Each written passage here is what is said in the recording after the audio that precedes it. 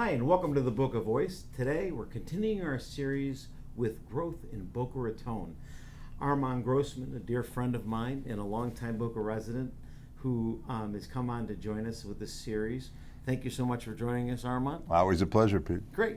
And today we discussed that we're going to go over governance. So please tell us how that plays a role in this, first off, this upcoming election, because I think it's relevant. I think it's pertinent to what we're going over. But more importantly, the overall scope of city government. Well, as I mentioned to you in yesterday's show when we shot, we talked about the fact that governance plays a huge role in the city. Leadership is everything. You have the right leadership in any organization. That organization is going to be advanced or it's going to fall back. I couldn't disagree. I couldn't agree more. And we've seen it all the time. We've seen it in things such as football and coaching and so forth. The right coach and the right quarterback, it's amazing what can happen as a result of that. Well, that happens in the cities as well. And having served as a commissioner in Miami and served on the League of Cities, it was interesting to see the different roles that the commissions played in their various cities. One of which that some good friends of mine were the mayor and the council in the city of Coral Gables in Florida. Coral Gables is a beautiful city. They had the most restrictive deed restrictions of any city probably in the state of Florida. What happened to their property values? Their property values were continuously enhanced as a result of that. And it is a beautiful city and a beautiful place to live. A major ingredient to that is code enforcement, to have the right code enforcement, and the city being able to enforce that code and create a code whereby individuals live up to a responsibility, and you have to end up with this beautiful community. Part of that also is growth and managing the growth and traffic and so forth, and all the things that go with that.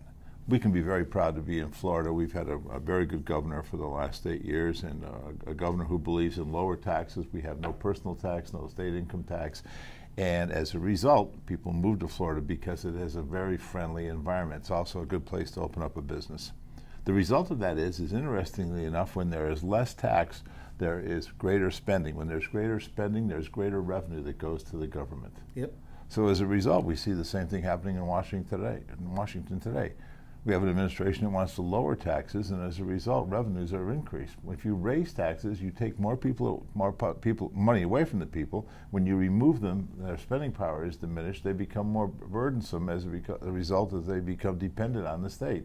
So then somebody has to be taking care of that individual as well as themselves. Obviously, I don't favor that form of government. I believe in giving everybody an opportunity to progress as highly as to the height of what their highest achievement.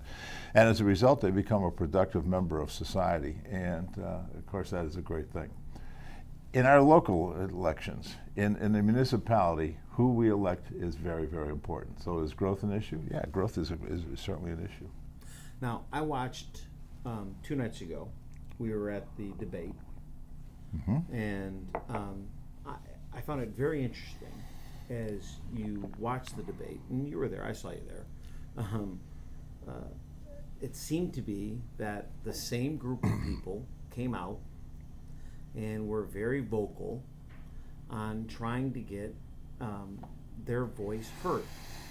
My biggest concern, and I can't emphasize this enough, my biggest concern is voter turnout for a March election. If this were to be a November election, I don't think we'd have a conversation right now. Okay, but in a March election, right, when the loud minority dictate a good portion of what is being said and what is not being said, we could be in a very unfortunate position where people don't realize the impact of what could happen if they don't come out and vote. Would you agree with that statement? No question about it. And of course, whenever there's a presidential election, that engenders a great deal of turnout. In the absence of that, people become more apathetic, and actually, the municipal election probably impacts their lives at a greater level on a day-to-day basis. More. When you look, when your garbage is getting picked up, are the libraries open? How is our public safety a major issue in every municipality? Can we feel safe walking out in the streets at night? And all of those are municipal functions.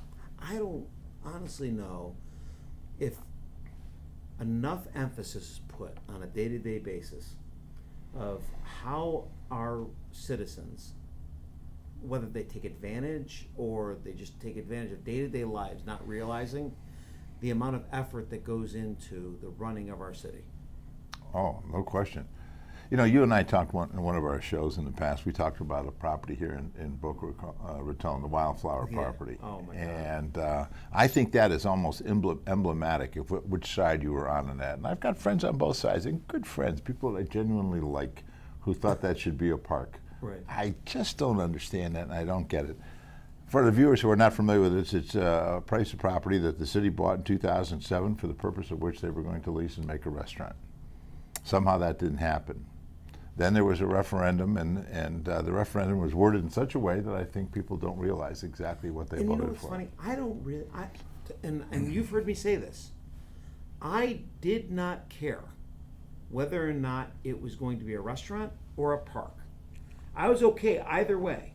My biggest issue with that was, number one, that the referendum was written by people that were not city employees or represented by the city. Mm-hmm. Number two, it was misleading by nature. Right. Number three, it was self-serving by nature.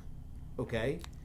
And number four, that people didn't realize what they were voting for. Exactly. If your viewers are not familiar with it, the referendum was worded in such a way. Do you want this to be a park where everybody can attend, or would you like it to be a more restricted? And Right. there was something along those lines. However, if the referendum, which actually could have been worded in such a way, would you like to have a property where it can employ 120 people, that thousands of people can use every week as a restaurant, and that will produce about $33 million in tax revenue? Right. Or would you rather have your tax bill increase so a couple people can use it a week to go to this park? Right. How do you think that would have turned out? Right.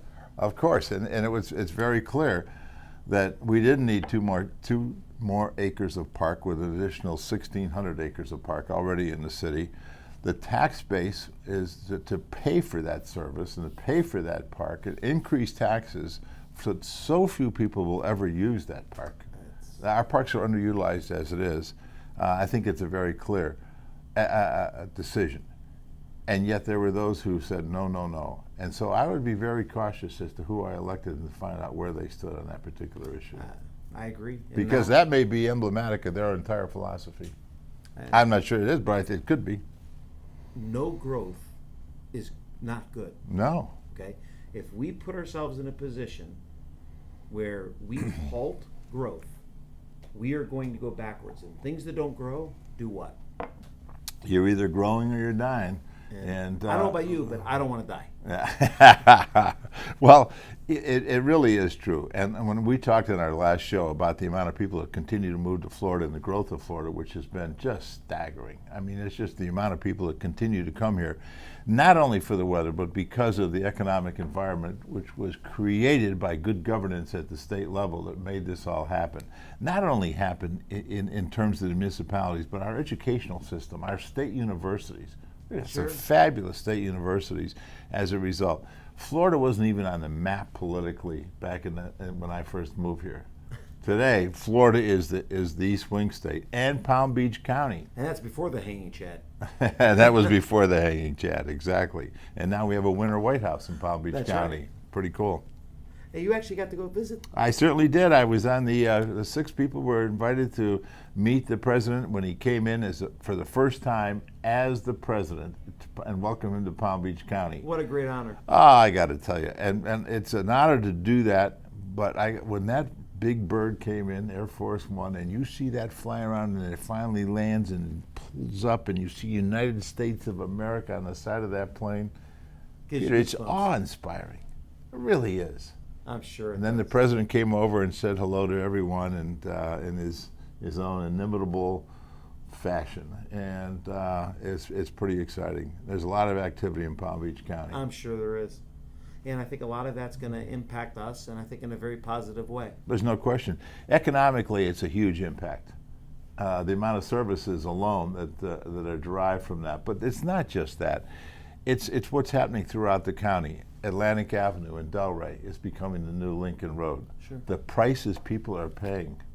The George Building at 4th Street, people paid $19 million for that building. Unbelievable. Over $1,200 a square foot for that building. And what causes that great value? The average home in Palm Beach County has doubled since the downturn. And yet I hear people tell me, Peter, I have people say to me, well, I really don't care about my home value. That's not important to me. Okay, I'll give you what you paid for it. Well, I'm not going to do that. So, people do care. And when they say they don't care about money, they'll lie to you about other things. Sure, I can't disagree more. So prosperity is part of the quality of life.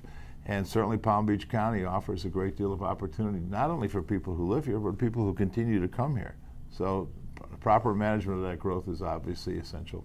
Yesterday we talked about your tour as on the Planning Commission. When you look at the Boca Raton Planning Commission, what do you think of the job that you're currently doing? It's difficult for me to assess them on that particular level. I know that the people work hard. I can say that the people that I worked with was a panel of people who genuinely cared and offered diverse opinions. I don't think the votes ever went the same way, but they did their homework. And I will also say this, that at the county level, those people, the professional planners, Lorenzo and his staff, second to none. They were that good. They were that good. Interestingly, Lorenzo came to us from the Keys. And really? The Keys is still, the population of the Keys is still the same as it was 30 years ago, 40 years ago. And the reason is they've had a no-growth policy in the Keys. Now, the reason for that is because you don't see high-rise condos in the Keys. And say, why didn't you do that? Because of hurricane evacuation, it would be impossible. So that's another issue that has to be faced with the growth as well. Right. Can we really evacuate in the event that? Though I must tell you, Peter, we're not going to have any more hurricanes, and I can tell you why. I bought a generator for my house. So, so once I was in and I bought the generator, that's it. No more hurricanes. From your lips to God's ears. Yeah, no more. From your lips to God's But it is an important consideration. Evacuation, obviously, to be able to leave the area is always an overriding. And the next big issue is going to be water. So where do you see that going? It's going to be we obviously proper management and the levels of Lake Okeechobee was they drain and they Sure. retain and so forth, and the amount of people that continue to come to Florida. We're going to be all right, but it has to be watched very carefully. I also see in the future major desalination plants that Sure. are going to have some. Walk me through a little bit about how you envision growth in Boca Raton. A statement was made yesterday or the day before yesterday at the traffic. Mm-hmm. Okay, an off-the-cuff statement was made by one of the candidates, which I thought was a little bit typical of this particular candidate, that said that it failed before it started about the off-ramp at Spanish Mm-hmm. River. Mm-hmm. Okay, how they can make that statement without any facts or figures behind it. But Are you saying a politician is speaking without facts? yes, I am. Okay. So once that goes in, okay, what do you think about traffic? And tell me about some of your thoughts. I mean, I thought another candidate brought up the fact that maybe we can adopt what Delray did with a northbound and southbound using Dixie Highway and Federal Highway, right? Mm-hmm. Using that through downtown. Mm-hmm. So what are you thinking that some of these options can be? That could be a viable option. The expansion of Dixie Highway as an alternative road to Federal Highway as the downtown area continues to increase. Those are important, but that's all north-south traffic. It's east-west traffic, but that has been more problematic. Okay. And the Glades Road coming east in the morning, I believe we have 79,000 people work in the city of Boca Raton. 69,000 live outside the city of Boca Raton. So we have a huge influx of people that are coming into the city, and it's very evident. But actually, we are much better off than Broward. Broward never planned for east-west traffic, and 595, the only east-west main artery, is always just bumper to bumper the entire time when they built Weston and built those Sure. communities. That is an example of planning that was not necessarily thought through at the best level. Right. So what advice can you give to our listeners that want to go out and they're researching this campaign, the campaigns, and looking at who they should be voting for this upcoming election, what advice can you give our listeners? I absolutely encourage them, first of all, to vote, but make it an educated vote. Don't just vote for somebody because your neighbor said this guy this and so forth. Take a look at the issues. Look at the things that will impact this city. Take a look at the people whose values are aligned with yours and aligned with the future of the city, and cast that vote. And if you can, work for that candidate. Help that candidate, because it's an important, critical decision who plays a major role in the governance of the city of Boca Raton. Thank you, Armand. I appreciate you coming on, as always. We look forward to having you the next time. Always a pleasure, Pete. Thanks. All right. Thank you for joining us at the Boca Voice. We look forward to seeing you the next time, and look forward to seeing you on Fact or Fiction Friday.